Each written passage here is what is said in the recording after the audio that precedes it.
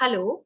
House of wellness के एक नए एपिसोड में सबका स्वागत है। आज हम फिजिकल हेल्थ पर फोकस करने वाले हैं, पर्टिकुलरली हमारी heart health. I welcome Dr. Kaustubh Vaidya. He is an interventional cardiologist practicing in several Mumbai hospitals like Jaslok, Breach Candy, Holy Family, Dhanvantri Hospital, and Mumbai Police Hospital. Welcome to our show, doctor. Thank you so much for coming. Thank you very much for inviting me. So doctor, my first question to you is, कई बार लोग बोलते हैं कि मुझे heart problem है. What is the definition of this heart problem? इसका मतलब क्या है? देखिए, हार्ट प्रॉब्लम जो है वो मैं एज वाइज डिस्ट्रीब्यूट करूंगा। कई टाइम ऐसे होता है कि छोटे बच्चे पैदाइशी हार्ट में होल लेके, अब जिसे हम ब्लू बेबीज कहते हैं, वो लेके आते हैं। उसके बाद में अगर नेक्स्ट एज ग्रुप ले, जो एडोलेसेंस है, वहाँ थोड़े बच्चे होते हैं जो बचपन के डिसीज है वो मैनिफेस्ट होते तो पैदाइशी है, लेकिन मैनिफेस्ट होते हैं। Third is slightly older age group, और जिसमें ऐसा होता है कि हमारे कंट्री में जो रोमेटिक हार्ट डिसीज है, रोमेटिक फीवर से जो डिसीज होते हैं, वाल्व्स के डिसीज जो होते हैं, वो आते हैं। और चौथे है जो जनरली एडल्ट्स में आते हैं, और जो एडल्ट्स में डिसीजेस आते हैं उसमें मोस्ट कॉमनली जो होते हैं, जो हम जनरली जब ये हार्ट डिसीज जिसे कहते हैं, यानी खून के सप्लाई का जो प्रॉब्लम होता है हृदय के, उसके डिसीजेस, या डिसीजेस जिनके कारण अदर डिसीजेस जैसे ब्लड प्रेशर हो या फिर डायबिटीज हो, जिसके कारण हार्ट डिसीज जो होता है। थर्ड थिंग, कभी कभी फेफड़े की वजह से हार्ट डिसीज होता है, वो है। और rather uncommon but not very uncommon is what is called as a rhythm, हृदय की गति के जो डिसीज होते हैं, ये डिसीज। सो ब्रॉडली ये क्लासिफिकेशन हम हार्ट डिसीज का कर सकते हैं। So, thank you for that, doctor. So, what kind of heart diseases do seniors face? Now, when we talk of seniors, I assume that you mean people above the age of 60. Now, Yes. Thing is that, as I said earlier, diseases of childhood can manifest or can be diagnosed. कभी कभी ऐसे होता है कि बचपन के जो diseases होते हैं वो पता नहीं चलते, और जब भी हम 60 वर्ष के ऊपर होते हैं तभी वो पता चलते हैं। तो वो एक कारण है। दूसरे जो हैं, जो ब्लड प्रेशर, रक्तचाप जो होता है, वो अगर आप कंट्रोल में ना रखें या आपको मालूम ना हो और उसकी आप ख्याल ना रखें तो उसके कारण हो सकते हैं। तीसरा जो है, जो आपका अनकंट्रोल डायबिटीज के कारण जो आपके शरीर में चेंजेस होते हैं, उसके कारण हो सकते हैं। और चौथे जो है, जो जिसको हम द ब्रॉडेस्ट कैटेगरी और जिसके लिए सबसे ज्यादा अवेयरनेस है, वो है कि हृदय की खून के नलिया जिसमें ब्लॉकेजेस तैयार होते हैं और खून का बहाव हृदय को कम हो जाता है, जिसके कारण हार्ट अटैक आ जाता है। So these are the diseases which are also diseases of rhythm, though they can be found in younger people. उम्र जब भी बढ़ जाती है, डिजेनरेटिव चेंजेस सेट इन हो जाते हैं शरीर में, तो उसके साथ भी ये जो रिदम डिस्टर्बेंसेस हैं, जिनके लिए पेसमेकर या दूसरा कोई जो उपाय लगता है, सो ये डिसीजेस जो है वो सीनियर सिटीजन में ज्यादा दिखाई देते हैं। Commonest of course is diseases of the reduced blood supply, which is called either coronary artery disease, coronary यानी खून की नलिया, जो रक्तवाहिनी जो होती है हृदय की, उसे कॉरोनरी आर्टरीज कहा जाता है, या फिर इस्कीमिक यानी reduce blood supply of the heart, तो इस्कीमिक हार्ट डिसीज यानी खून का बहाव जहाँ कम हो जाता है। So these are the commonest things which are found in senior citizen. Thank you doctor. जो सीनियर सिटीजन्स होते हैं उनमें हार्ट डिजीज के क्या लक्षण, क्या सिम्टम्स होते हैं, और क्या ये सिम्टम्स मेन और वुमेन में अलग होते हैं? क्या डिसीज है उसके कारण सिम्टम्स आते हैं। अगर आपको प्रॉब्लम रक्तचाप का है तो सिंपल थिंग्स लाइक हेडेक से शुरू हो सकते हैं। आपको रक्तचाप के कारण हेडेक हो सकता है। कभी कभी the first symptom of heart disease can be either a stroke यानी लकवा, या हार्ट अटैक यानी हृदय विकार जो हो जाता है, इन्फार्क्ट जो हो जाता है, हार्ट अटैक जो आता है वो हो सकता है। लेकिन अगर आपको खून का बहाव कम है तो आपको कॉमनेस्ट जो मैं डिसीज हम लोग डिस्कस करते हैं, जब हम लोग करते हैं कि किसी को हार्ट डिसीज है तो कॉमनेस्ट जो डिसीज हम डिस्कस करते हैं वो खून के बहाव कम होना या फिर हार्ट अटैक आना। Generally many times heart is a what is called as a gentleman organ, और वो आपको वार्निंग देता है कि मुझे प्रॉब्लम है, मेरा कुछ कीजिए। तो जनरली हम जब चलते हैं तभी आइदर हमें दम लगना शुरू हो जाता है, या फिर हम चलते हैं तभी सीने पे भारीपन लगता है, कभी कभी जॉज में भारीपन लगता है, कभी कभी पीछे होता है। ये जरूरी नहीं है कि सिर्फ हार्ट के एरिया में पेन हो। बहुत पहले जब ये अंजाइना का डिस्क्रिप्शन, अंजाइना यानी चेस्ट पेन जो हृदय की खून के रुकावट के कारण हो जाता है उसे अंजाइना कहा जाता है। तो ओरिजिनल डिस्क्रिप्शन जो अंजाइना था वो हार्ट के एरिया में पेन का था, बट अभी अंजाइना बहुत अलग अलग तरह से आता है जिसे अंजाइना इक्विवेलेंट कहते हैं। मीन्स अंजाइना के जैसे जो अदर्स आते हैं, जैसे चलने पे दम लगना, खाना खाने के बाद भारीपन लगना, और जिसको बहुत जन बोलते हैं कि ऐसा घुटन महसूस होते हैं खाना खाने के बाद, खाना खाने सेम सिम्टम जो गले में या पीठ में या नेक में जो होती है। तो कभी कभी जस्ट गैसेस, जिसे लोग कहते हैं कि मुझे बहुत गैसेस होते हैं या डकार आती रहती है खाना खाने के बाद, that can also be angina. So history लेना बहुत इंपॉर्टेंट है। ये जो है वो इस्कीमिक हार्ट डिसीज के सिम्टम्स है। बाकी जो और कॉमन सिम्टम्स जो अलग अलग डिसीज के कारण हो सकते हैं, most commonly are because of rhythm disturbances. हृदय की गति जो इरेगुलर हो जाती है उसके कारण हो सकते हैं। आइदर पैल्पिटेशंस, जहां हार्ट रेट बहुत फास्ट या बहुत स्लो हो जाती है। पैल्पिटेशंस यानी आपके खुद का दिल की धड़कन आपको महसूस होना, इसे पैल्पिटेशंस कहते हैं। Conscious knowledge of one's heartbeat is the definition of palpitation. So it can be either fast or it can be slow. अगर फास्ट होता है तो धड़ धड़ धड़ धड़ धड़ होता है, अगर वो रेगुलर हो। कभी कभी इरेगुलर होता है तो धड़क धड़क धड़क धड़क धड़क ऐसे हो जाता है। कभी कभी स्लो हो जाता है तो हार्ट बीट इतना स्लो हो जाता है कि अगर आपके दिमाग का जो ब्लड सप्लाई है वो कम हो जाए तो लोग चक्कर आके गिर सकते हैं, कभी कोई कन्वल्जन्स आते हैं। तो ये जो है वो these are rare but these are more dangerous complications and these are more dangerous symptoms. अगर ये सिम्टम्स किसी को हो तो उन्होंने इग्नोर नहीं करना चाहिए और तुरंत मेडिकल सलाह लेनी चाहिए। और मेन और विमेन में कोई डिफरेंसेस मेन और वीमेन में फीचर्स? जनरली सिम्टम्स में फर्क नहीं होता। बहुत टाइम इंडियन विमेन में ऐसा देखा जाता है कि वो सिम्टम्स हाइड करती हैं या वो कॉमनली बोलती नहीं है, बट सिम्टम्स सेम रहते हैं। इतना ही है कि लेडीज में बिफोर मेनोपॉज उनको थोड़ा, इट इज बिलीव्ड कि उनको बिकॉज ऑफ फीमेल हार्मोन्स उनको प्रोटेक्शन मिलता है from heart disease, that is coronary artery disease और एथेरोस्क्लेरोसिस, आर्टरीज की जो हार्डनिंग है वो।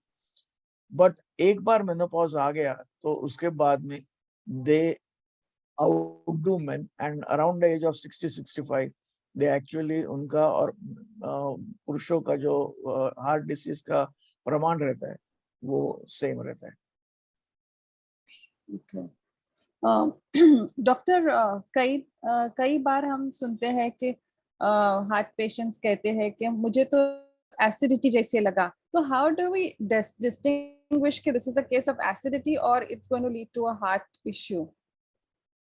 एसिडिटी और गैस ये दो चीजें इंडियंस में ऐसे हैं कि बहुत कॉमन है। सब लोग acidity acidity acidity is genuine problem, ऐसा नहीं कि एसिडिटी नहीं है। लेकिन एसिडिटी जो होती है many times it is on an empty stomach. आप नहीं खाते, आपके पेट में एसिड फॉर्मेशन होता है, वो न्यूट्रलाइज नहीं होता बिकॉज ऑफ फूड, और there is for some reason excess acid formation, तो आपको एसिडिटी हो जाती है। कार्डियक जो पेन या कार्डियक एसिडिटी जिस अगर हम उसका नाम दें तो it is basically generally comes after food.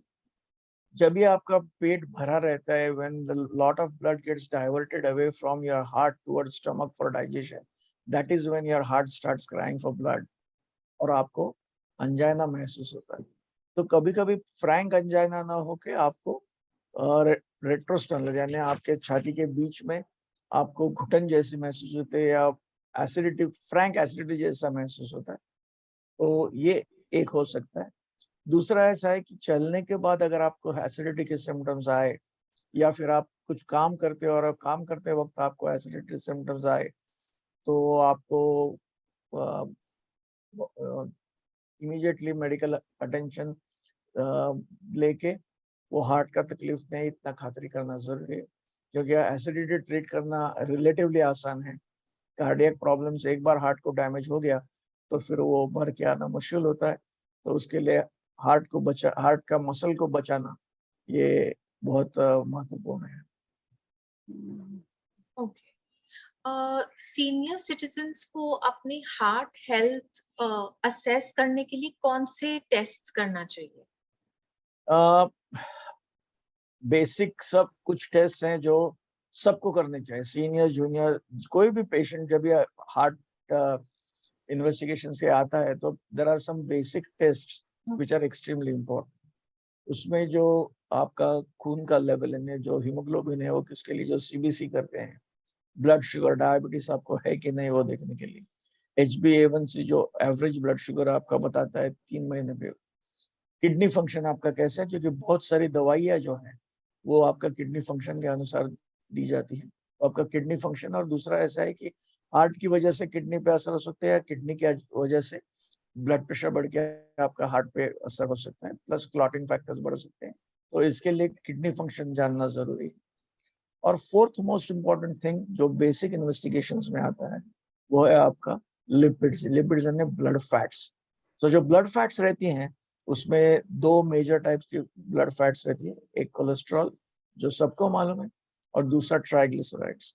ये जो कोलेस्ट्रॉल है वो most commonly is because of heredity. बहुत लोग कहते हैं कि हम लोग ऑयली खाना छोड़ देंगे, आप ऑयली खाना छोड़ देंगे आपका 10-15% कोलेस्ट्रॉल जो है वो कम हो सकता है। लेकिन most important reason why you have high cholesterol, there are people who are absolutely on a proper regular जो डाइट है, प्रिस्क्राइब डाइट जो है वो है, लेकिन उनका कोलेस्ट्रॉल फिर भी बढ़ता है। तो वो होता है क्योंकि उनको genetically they are prone to high cholesterol. इतने दिन हम लोग जब सीखते थे, हम लोग पढ़ रहे थे, मैं 80s की बात कर रहा हूँ, 250 कोलेस्ट्रॉल रहा तो हम लोग बोलते थे ठीक है कोई प्रॉब्लम नहीं है। अभी 250 कोलेस्ट्रॉल रहा तो हमारे कान खड़े हो जाते हैं और हम लोग ट्रीट करना शुरू कर देते हैं। और ऐसा है कि कोलेस्ट्रॉल का जो प्रॉब्लम है वो सिर्फ एल्डरली लोगों का नहीं है। कोलेस्ट्रॉल का प्रॉब्लम जितना जल्दी आप टैकल कर सके उतना टैकल करना चाहिए, क्योंकि यही कोलेस्ट्रॉल आपके जो खून की नलियां हैं उनमें बैठ जाता है और उसमें से ब्लॉकेजेस तैयार होते हैं। और ऐसा पाया गया है कि यंग लोग जो नॉन कार्डियक कॉजेज से मरते हैं, जिनका पोस्टमार्टम किया जाता है, इवन 20, 25, 30 के उम्र में ब्लॉकेजेस की शुरुआत हो जाती है, जिसे येलो स्ट्रिक्स कहते हैं, which is the earliest deposition of cholesterol in blood vessels. तो कैच देम यंग जो कहते हैं, to treat cholesterol is very important. Of course we don't like to treat cholesterol with statins which are the standard medicine, जिन्हें cholesterol की जो standard medicine है वो जो है हम लोग बहुत यंग एज में चालू नहीं करते, स्पेशली लेडीज में, क्योंकि उनकी फैमिली कंप्लीट होती है। और स्टैटिन्स ड्यूरिंग प्रेगनेंसी या before pregnancy we don't like to use. But एक बार फैमिली कंप्लीट हो या फिर एक बार आपका एज 30-35 के ऊपर हो और आपका अगर कोलेस्ट्रॉल ज्यादा हो तो आगे चल के आपको आइदर स्ट्रोक्स यानी लकवा या हार्ट अटैक न हो और उसकी संभावना कम हो, इसके लिए हम कोलेस्ट्रॉल नीचे लाने की कोशिश करते हैं। ट्राइग्लिसराइड जो है वो जनरली आप अगर बहुत मीठा खाने के शौकीन हैं या फिर आपको डायबिटीज है, जितना ज्यादा आप कार्बोहाइड्रेट्स लेंगे उतना ज्यादा आपका ट्राइग्लिसराइड्स बढ़ेगा। पहले ऐसा लगता था कि ट्राइग्लिसराइड्स रिलेटिवली हार्मलेस है, बट अभी ऐसा पाया गया है कि कोलेस्ट्रॉल जो एलडीएल कोलेस्ट्रॉल में से भी जो एलडीएल कोलेस्ट्रॉल है वो जितना खतरनाक है उतना ट्राइग्लिसराइड नहीं है। लेकिन फिर भी ट्राइग्लिसराइड्स अगर लिमिट के बाहर गए तो उससे और भी अदर कॉम्प्लिकेशंस हो सकती हैं। तो उसके कारण पैनक्रेटाइटिस कहते हैं या फिर गॉल स्टोन्स ये हो सकते। ट्राइग्लिसराइड्स को भी कंट्रोल में रखना जरूरी है। डायबिटिक्स हो तो उनका डायबिटीज कंट्रोल लाने के बाद ट्राइग्लिसराइड्स कंट्रोल में आ सकता है। लेकिन कोलेस्ट्रॉल जो है वो डाइट, थोड़ा एक्सरसाइज और मेडिसिन आर एब्सोल्युटली नेसेसरी। और प्लीज याद रखिए, स्पेशली जो पेशेंट्स हैं उनको याद रखना चाहिए कि कोलेस्ट्रॉल नॉर्मल आया तो गोलियां बंद मत कर दीजिए प्लीज। हम regularly day in and day out देखते हैं कि पेशेंट्स आते हैं, अभी तो मेरा कोलेस्ट्रॉल अच्छा है इसलिए मैंने बंद कर दिया, या फिर उनके कोई फैमिली डॉक्टर है वो बोलते हैं अभी आपका कोलेस्ट्रॉल अच्छा है अभी आप बंद कर दो। दैट इज वेरी डेंजरस, क्योंकि कोलेस्ट्रॉल की गोली अगर आपने बंद कर दी तो sometimes you get what is called as a rebound hypercholesterol. आपका जो बेसल कोलेस्ट्रॉल है उससे भी ज्यादा कोलेस्ट्रॉल बढ़ सकता है एंड कोलेस्ट्रॉल वापस डिपोजिशन रैपिडली हो सकता है। तो इसके लिए आपको गोली रेगुलरली रखना इम्पोर्टेंट है। सिर्फ आपको अगर कोलेस्ट्रॉल की गोली टॉलरेट ना हो किसी कारण तो फिर कोई भी आपके जो डॉक्टर है उनकी सलाह से ऑल्टरनेट मैकेनिज्म्स ट्राई कर सकते हैं। बट प्लीज कोलेस्ट्रॉल की गोलियां जब भी आप लेते हैं तभी आप ये नहीं करना। सो कोलेस्ट्रॉल एंड लास्ट स्पेशलाइज जो टेस्ट हार्ट के लिए करते हैं हम लोग, उसमें पहला जो most common and most easily available जो है वो है 2D इकोकार्डियोग्राफी। इकोकार्डियोग्राफी यानी आपके हार्ट की सोनोग्राफी और हार्ट में जो बहाव रहता है खून का उसकी असेसमेंट, जिसे डॉपलर कहा जाता है। उससे आपके हार्ट का पंपिंग कैसे है, रिलैक्सेशन कैसे है, आपके वाल्व्स कैसे, हार्ट के ओवरऑल हार्ट का हेल्थ कैसा है वो पता चलता है। आपके हार्ट के ब्लॉकेजेस उससे पता नहीं चलते। उससे इतना ही कहा जाता है कि अगर एक एरिया कम पंप कर रहा हो तो शायद वो एरिया को सप्लाई करने वाली खून की नलियों में रुकावट है या उधर हार्ट अटैक आ चुका है। लेकिन अगर आपका एको नॉर्मल है इसका मतलब ऐसा नहीं है कि आपके हृदय के खून की नलियों में रुकावटें नहीं है। उसके बाद में जो टेस्ट जो होती है वो एक्यूट, आपको अगर चेस्ट पेन है और आपको देखना है कि आपको हार्ट अटैक आया हुआ है नहीं है तो कोई टेस्ट रहते हैं जिससे हार्ट डैमेज, उसको हम कार्डियक इंजरी प्रोफाइल कहते हैं। हार्ट को इंजरी हुई है कि नहीं है और देखने के लिए हम लोग करते हैं। And very specialised test of course is either coronary CT calcium score या फिर कॉरोनरी सीटी एंजियो, जो बहुत प्रचलित हुआ है but I am not sure that जो इतना प्रचलित होना चाहिए। And finally is the regular what is called as a conventional angiography, जिसे कॉरोनरी एंजियोग्राफी कहा जाता है या एंजियोग्राफी कहते हैं, आपकी खून की नलिया का एक्चुअल पिक्चर लेने के लिए। ये जो है वो टेस्ट जो है वो करते हैं।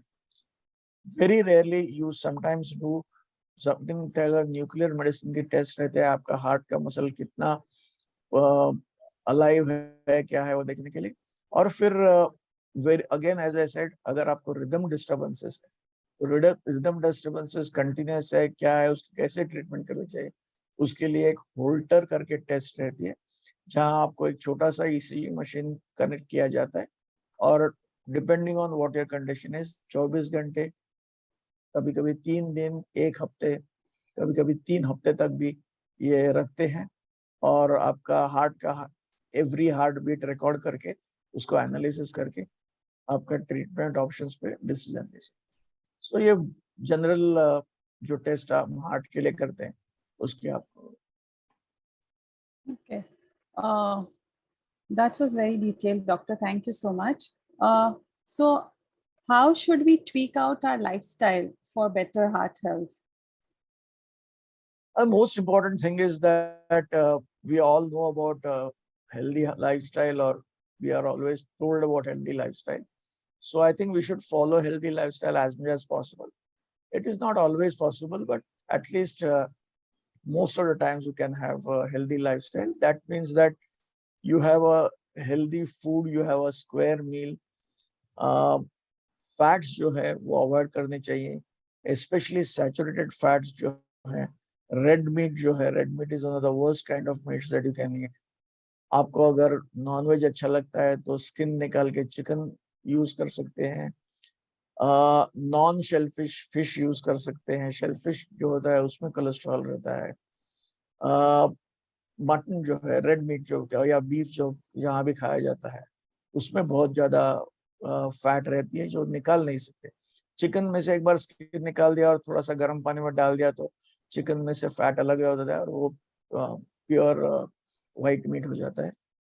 लेकिन मटन और जो शेलफिश रहता है उसमें से नहीं निकाल सकते, सेम फॉर बीफ ऑल्सो। सो ये सब चीजें अवॉइड करनी चाहिए। Second thing is exercise in moderation is absolutely necessary. It is necessary because उससे आपका जो ब्लड सर्कुलेशन अच्छा रहता है, आपकी ब्लड वेसल्स ओपन होती है, आपके हार्ट को रिलैक्सेशन, हार्ट रेट बढ़ के हार्ट की जो कोलैटरल्स है, जो ऑल्टरनेट चैनल्स है, वो खुलने में मदद होती है। तो overall exercise, only thing is please remember, don't do exercise on a full stomach, generally on a relatively empty stomach or an empty stomach. Exercise should be done. Don't overdo exercises. Plus आपको अगर blood pressure वगैरह हो तो heavy weights वगैरह न करें। जो भी आपका एक्सरसाइज आप करने का सोच रहे हैं वो आपके डॉक्टर को मिलके कहें। Many times people rely on gym instructors. I don't think they are the right people to advise you about exercise patterns because they are not aware or they are not trained to know what heart condition is. So your doctor, especially your cardiologist, will know your heart condition the best. I think it is best that you consult your cardiologist or physician or whoever you're consulting and decide your exercise program, but a regular exercise program. Of course पानी पीना बहुत important है, आपका blood pressure control में रखना बहुत important है। नमक एक्सेस न खाएं। हम लोग जो कहते हैं, जो ब्लड प्रेशर के मरीज हमारे पास आते हैं, हम उनसे कहते हैं कि आप अचार, पापड़, वेफर्स, फरसान, नमकीन, ये जो सब चीजें हैं, नमकीन को नमकीन कहा जाता है क्योंकि उसमें नमक ज्यादा रहता है। मराठी में लोणचे जो कहते हैं, लोणचे यानी लवण, लवण यानी सॉल्ट, तो उसमें सॉल्ट की भरमार रहती है, तो वो अवॉइड करें। मैं ऐसे नहीं कहता कि आप कभी ना खाएं, लेकिन अगर आपका ब्लड प्रेशर बहुत ज्यादा है तो आपको कुछ कुछ चीजें तो त्यागनी पड़ेंगी, तो उसमें से एक अचार और पापड़ रह सकते। बाकी आप जितना ग्रीन लीफी वेजिटेबल्स खाएंगे उतना आपके लिए अच्छा है। वेजिटेबल्स आर एक्सेलेंट बिकॉज उसमें फाइबर्स बहुत रहती है और उसमें से आपको कोई खराब फैट मिलती नहीं।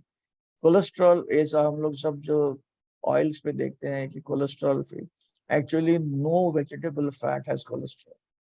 ये जो सब बोलते हैं वो सब बकवास है। कोई भी वेजिटेबल ऑयल में कोलेस्ट्रॉल नहीं।